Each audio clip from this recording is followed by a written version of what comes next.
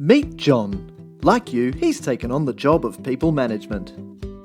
And like you, John could use some tips. Volunteering Australia tells us that formal volunteering takes place through not-for-profit organisations or projects for the benefit of the community and the volunteer, of the volunteer's free will, and for no financial payment. In 2016, 3.6 million Australians aged over 15 were engaged in voluntary work through an organisation or group. That's around 19% of the population.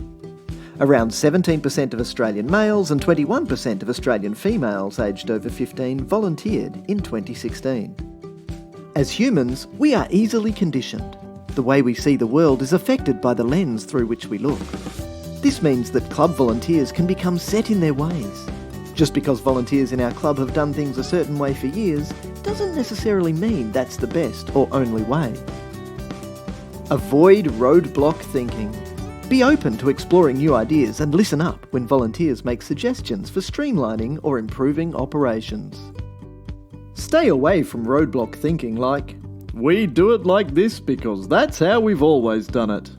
Or, "Oh, we tried that once, didn't work."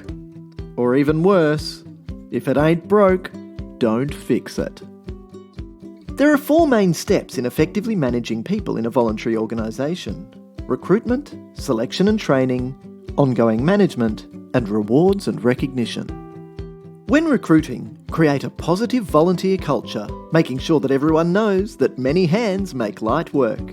It's easy to ignore emails or loudspeaker announcements, so approach new volunteers face to face. Be honest, give clear instructions, and provide realistic time estimates for volunteer tasks. Volunteers should be screened to ensure they're fit with the club and its volunteer positions.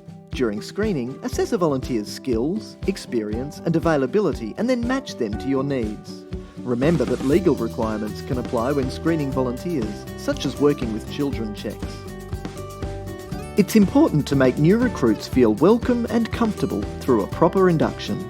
This may include giving them a tour of your facilities, having volunteer position descriptions, sharing your codes of conduct, and involving them in your strategic planning.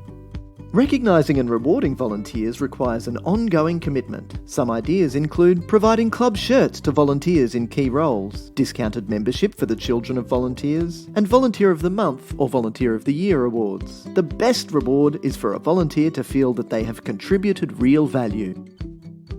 In most clubs, there is a small group of people doing most of the volunteer work. The significant effort from a core group of volunteers helps to keep the cost of participation down for the rest of the club's membership. However, clubs are beginning to recognise that this is unsustainable in the long term. Many clubs are successfully drawing a line in the sand between what people should do as volunteers and what the club should be paying people to do.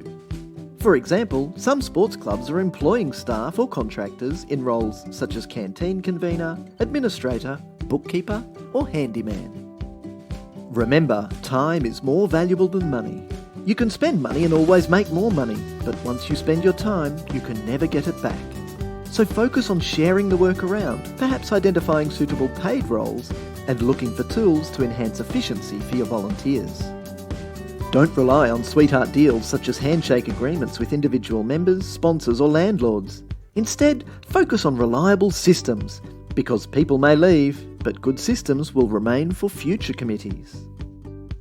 A happy volunteer is someone who spends only the amount of time they want to commit to volunteering and spends that time doing exactly the volunteer work they love. So apply some good systems and volunteer management ideas so that every volunteer can be a happy volunteer.